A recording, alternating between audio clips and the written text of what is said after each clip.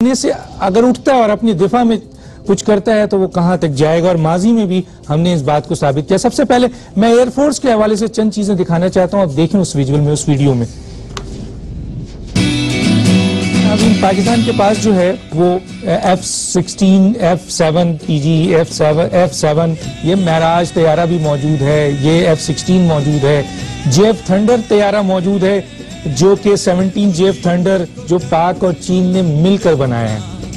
ये वो तैयारे हैं जो किसी भी जगह कहीं भी किसी भी मुल्क के खिलाफ पाकिस्तान की एयरफोर्स जो है वो अपना एक्शन कर सकती है। और माजी में आपने बताया 1965 में भारत के खिलाफ इतना अपने से 4 गुना दुश्मन को, 4 गुना बड़ी फजाइया को शिकस्त दी थी। और आपको पता है सरफराज रफीकी शहीद, अलाउद्दीन शहीद, मोहम्मद यूनुस शहीद और MM आलम जैसे जाबाज ने क्या कुछ किस तरीके से कुर्बानी दी थी। ये आप देख सकते हैं पाकिस्तान के पास वो फजाइया है और वो जुर्रत है, वो बेहतरीन पायलट हैं और अब तो इसमें फीमेल पायलट्स भी आ चुकी हैं। तो पाकिस्तान की इस जगह पर ताकत का अंदाजा आप लगा सकते हैं कि अगर उनके मुल्क के खिलाफ किसी ने साजिश की तो ये कहां तक जा सकते हैं। इसमें एक और जो बहुत अहम तैयारा है वो सैब 2000 है जो फजा से फजा में फ्यूल फराहम करने वाला तैयारा है। आप ये देख सकते हैं IL-71 तैयार भी मौजूद हैं।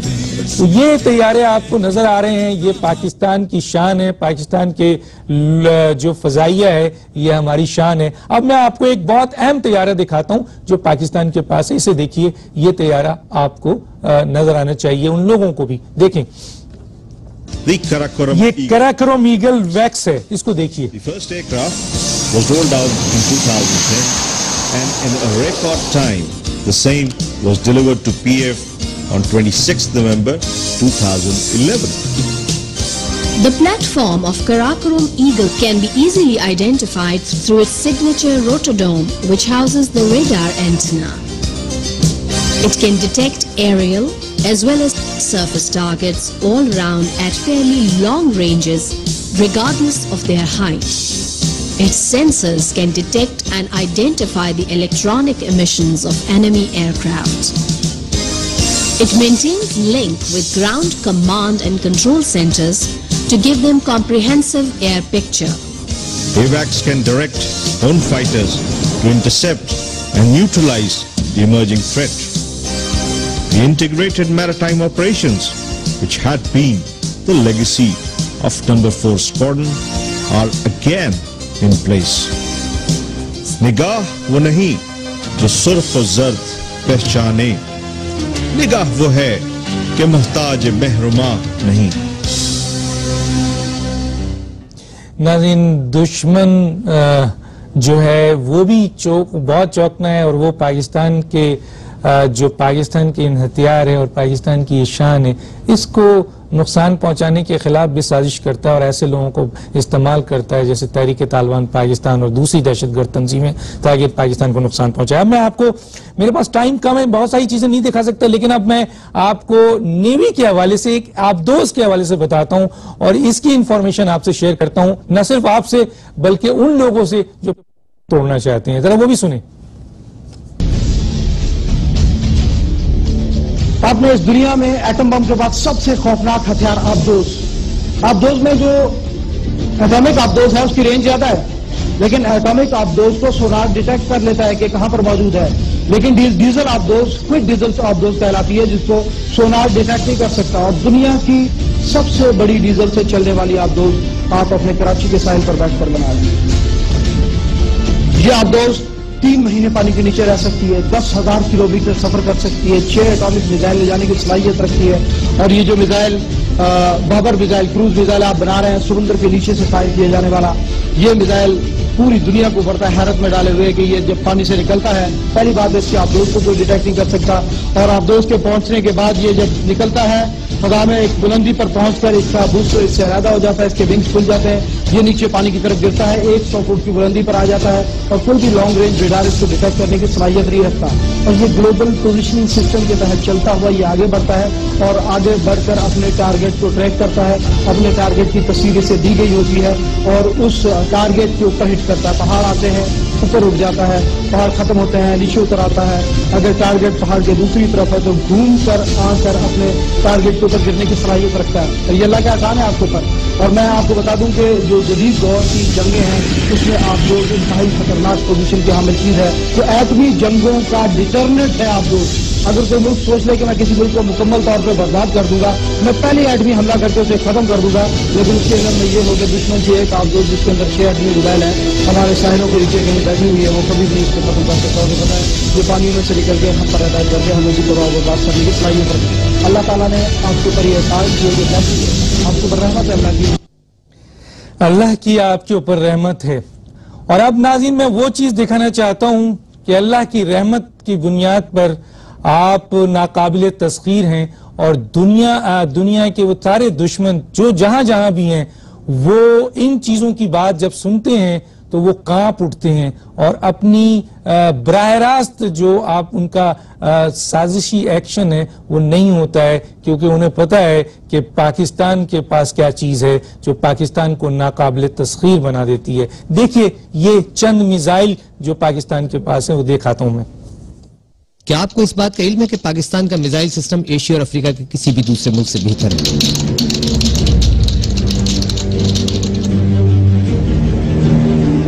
हतफ-1 बैटलफील्ड रेंज बैलिस्टिक मिसाइल हतफ-1 1989 में बनाया गया, हतफ-1 ए 1995 में बनाया गया, हतफ-1 बी 2001 में बनाया गया। हतफ मिसाइल 500 किलोग्राम तक रिवायती और जौहरी वॉरहेड ले जाने की सलाहियत रखता है। हतफ-1 70 किलोमीटर और 1A और 1B 100 किलोमीटर तक अपने हदफ को निशाना बना सकते हैं। अब्दाली-1 शॉर्ट रेंज बैलिस्टिक मिसाइल, वजन 1750 किलोग्राम, लंबाई 9.75 मीटर, कतर 0.56 मीटर। अब्दाली-1 500 किलोग्राम तक रिवायती और जौहरी वारहेड ले जाने की सलाहियत रखता है। इसकी रेंज 180 किलोमीटर है।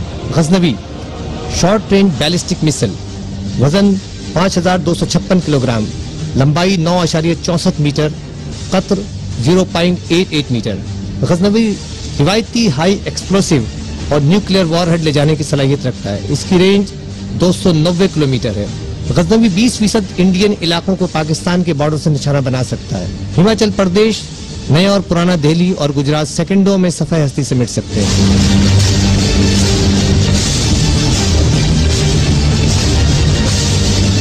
Gauri medium range ballistic missile, वजन 15,850 kg, लंबाई 15.90 मीटर, कतर 1.35 मीटर। इसका नाम एक अफगान हुक्मरान शहाबुद्दीन मोहम्मद गौरी के नाम पर रखा गया है, जबकि हतफ हुजूर की एक तलवार या नेज़े के नाम से अखज़ किया गया है।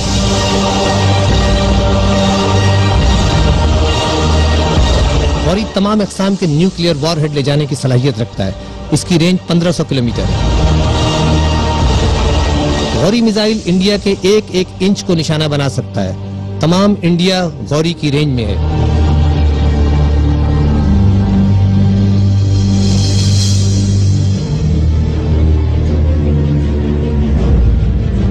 Ghauri 2 medium range ballistic missile, वजन 17,800 kg, लंबाई 18 मीटर, कतर 1.35 मीटर। गौरी 2 1200 kg रिवायती और जौहरी वारहेड ले जाने की सलाहियत रखता है। इसकी range 2500 kilometre.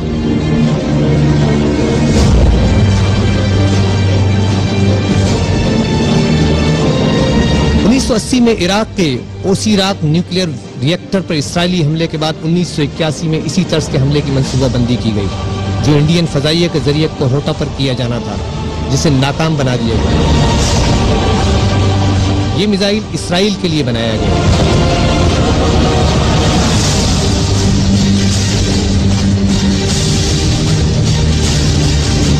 Shaheen 2 intermediate range ballistic missile, वजन 25,000 किलोग्राम, लंबाई 17.5 मीटर, कतर 1.4 metre.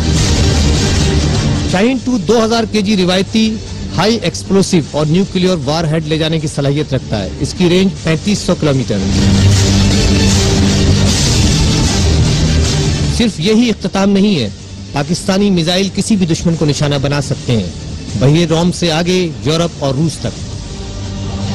Shaheen 3 long range ballistic missile, Shaheen 3 से मुताल्लिक तमाम मालूमात खुफिया रखी गई हैं, मगर इसकी रेंज 4500 किलोमीटर है।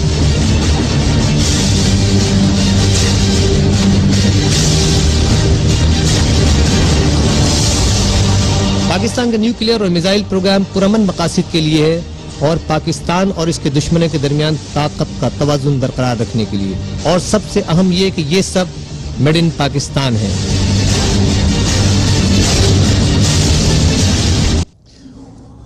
ये सब मेड इन पाकिस्तान है और जिससे दुश्मन कांपते हैं वो चंद चीजें मैंने आपके सामने पेश की है। एयर मार्शल शाहिद लतीफ साहब क्या कहेंगे इसके ऊपर आप? डॉक्टर साहब, आपने बड़ी डिटेल में तीनों फोर्सेस जो हमारी उनकी कैपेबिलिटीज का जिक्र किया, और वो जैसे कहते हैं ना कि बिलीविंग, सीइंग इज बिलीविंग, वो आपने सब कुछ दिखा दिया। अब ये हमारे इर्द गिर्द जो दुश्मन हैं, जो हम पर गलत नज़र रखते हैं, ये उनके लिए बेहतर होगा कि वो इन पाकिस्तान की जो भी कैपेबिलिटीज़ हैं इनको देखें और अपने फैसले खुद करें। आपने एयरफोर्स का दिखाया, और सबसे जो अहम और ख़ास बात थी, वीडियोस आपने दिखाई कि हमने अब खुद इन्हिसारी पे बहुत तवज्जो दी है। यानी अगर आप एयरफोर्स को लें तो JF-17 जो कि तकरीबन F-16 के हम पल्ला है, वो हम खुद बनाना जानते हैं। उसकी एवियोनिक्स हम खुद बनाना जानते हैं। ट्रांसफर ऑफ टेक्नोलॉजी चाइना से हुई है, और सिर्फ यहीं तक नहीं, हम उसको इंशाल्लाह एक्सपोर्ट करके बहुत सारा ज़रिए मुबादला भी कमाएंगे ताकि पाकिस्तान की जो इकोनॉमी है उसमें ये कंट्रीब्यूट कर सके। और आपको मालूम है कि डिफेंस इंडस्ट्री जो है, जैसे अमेरिका में है, वो अपनी इकोनॉमी को किस हद तक कंट्रीब्यूट करती है। जो आपने अब्दोस की बात की, इसी तरह वो भी हमारी इंडिजिनस कैपेबिलिटी है, जिसके अंदर आपने जो मिसाइल दिखाया उसकी कैपेबिलिटी आप देखिए किस हद तक है कि पानी की सतह से नीचे रहते हुए मिसाइल फायर किया जाता है, जो कि पानी के बाहर आता है और फिर लॉन्ग रेंज ट्रैवल करता हुआ अपने हदफ की तरफ जाता है। आपने जो मिसाइल्स की बात की, ये बहुत बड़ी एक कैपेबिलिटी जो हमने over a period of time हासिल की है, और मुख्तलिफ तरह के मिसाइल जो आपने दिखाए वो एक हकीकत है।